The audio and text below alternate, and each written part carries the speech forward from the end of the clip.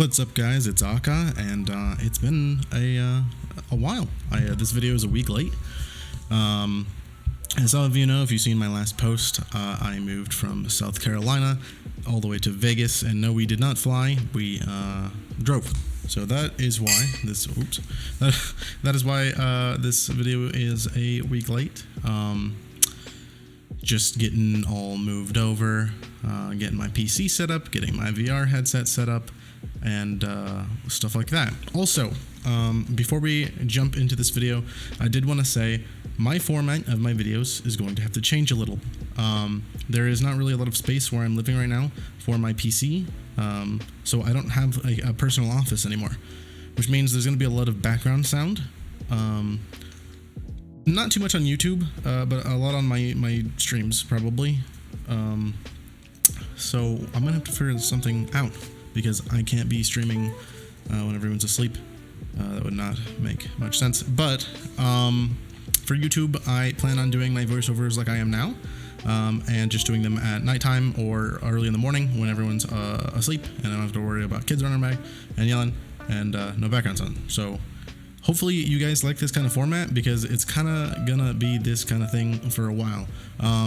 Through the portal, that will still continue, because I don't usually talk in those, and if I do, it's pretty brief. So those should carry on as normal, and I don't really have any other series. So this is gonna be the norm for a while, and I hope that is okay. I guess you guys can let me know in the comments. Anyway, on to actually what I wanted to talk about today. So, VR games. There hasn't really been a whole bunch of VR games I have been interested in that have come out recently. So, that kind of sucks. But Vertigo 2 has just released, I think 2 days ago, or probably a little bit more if you're seeing this video afterwards.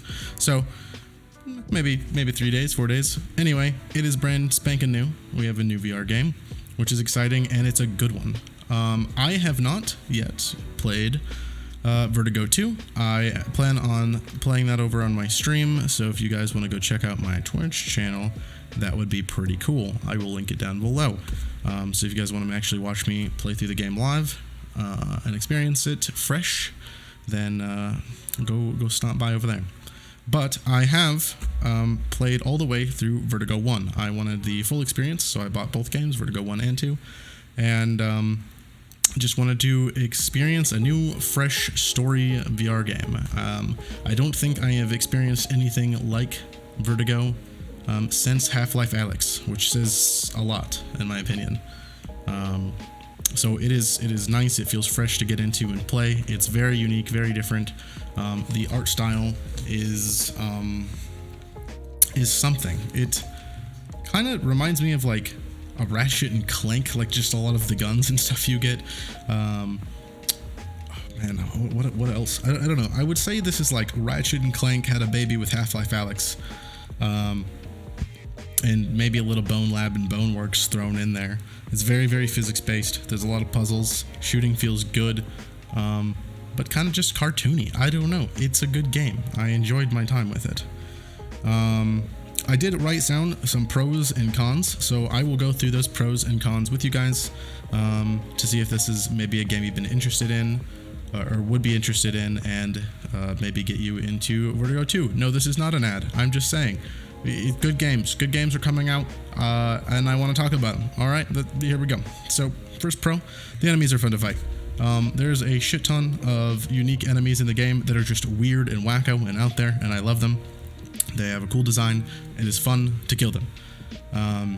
I played this on normal mode and on their master mode. Master mode, definitely a lot more fun. You got to think a lot more of how you're going to heal yourself and use your resources wisely. Good game. I have not actually... sorry, I'm like rambling on and getting ahead of myself. I have ADHD and dyslexia, so you're just going to have to deal with me here. Alright, cool. Thank you. Anyway. Man, speaking of ADHD, completely forgot what I was talking about. Anyway, enemies fun to fight. Next. Really creative and fun level design. There is a lot of variety when it comes to level. Each level feels different, feels good. and it never really gets boring or tedious doing the puzzles and stuff because it's new and fresh every single level. So I very much enjoyed that. Thirdly, the guns are very, very unique. If you guys have played any of the Ratchet and Clank games or even Saints Row, maybe not on the level of Saints Row. I wish that would be very cool. Maybe in Vertigo 2, we'll see. But Vertigo 1, very much like Ratchet and Clank type weapons, very kiddish, arcadey, but they're fun to shoot. Down to like the recoil to each gun being different, they just feel good. Boss fights. So there's not very many boss fights. There's maybe like 4 or 5, I want to say. I don't actually remember. But the boss fights were pretty unique and challenging. The first one really got me. I had no idea what I was supposed to do. And I just kept getting laser fucking beamed. So that was a good time. I don't want to spoil any of the other boss mechanics, but there's some good bosses to be had, and that is not really something you see in VR a lot. Boss battles, period. I don't actually remember a game I fought a boss in, besides maybe Half-Life Alyx. That might be the only one. I'm not sure. On to the next pro. Pretty good puzzles. Yeah, so there is some good puzzles in this game that actually got me thinking. It just, some of them aren't even puzzles. I don't even know how to explain it. It's very like Half-Life physics-based things that you gotta figure out. Like there's gonna be like a crowbar like stuck in like a machine and you gotta fucking pull it out and then put it back in somewhere. I don't know. Stuff like that. Stuff that kind of gets you thinking. Or like breaking the glass and sneaking out a different way. Just good, cool puzzles. I liked it. It made me feel like I had options in how I played the game. So, cons. Let's get on to the cons. So, for the first con, the game is really fucking short. I think I got it on sale when I bought it because I bought the bundle, but I think it's only $20 for the first one for Remastered. And my first run through beat the game in about 3 hours, which is pretty bad. But my first time through, I did not really run through the game, but I wasn't really slow either. I didn't, search every nook and cranny, stuff like that. But because it's so short, it adds a lot of replayability, which is good. So yes, I beat it in 3 hours. That's kind of a con if you're only going to play through it once. But there's a lot of reason to go back, upgrade your stuff, search for little hidden secrets and stuff around the map, or play any of their harder game modes that switch up the game and stuff like that. They kind of they have mutators, that's what they call them. So it was pretty. It's whatever. That does not include the DLC either. There is a DLC that comes with the game. That kind of, I think it's just a sandbox. You can create things or download other people's creations to kind of fuck around with. Not all that much content. I think it did. It added that. It added like maybe a few more skins that you could unlock, and a gun, maybe 2 guns if I'm not mistaken. But I only remember 1. So there's that. Anyway, on to the next con. I wish there was more boss fights.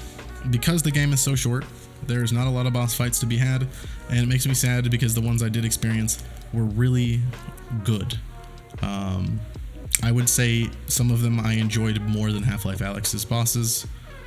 To be fair, thinking about it, I actually don't remember Half-Life bosses besides maybe Jeff, and you didn't really fight him. You kind of just ran like a pussy bitch, but to be fair, wouldn't want to do anything else other than that. He's terrifying, so there's that.